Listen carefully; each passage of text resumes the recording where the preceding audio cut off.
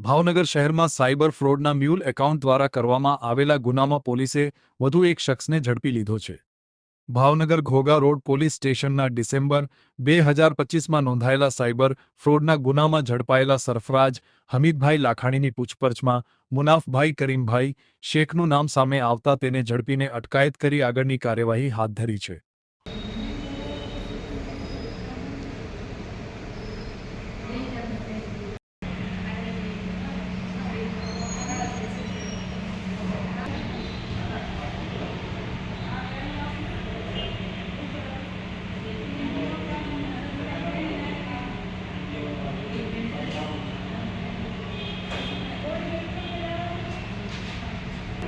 ખરાબ આવે.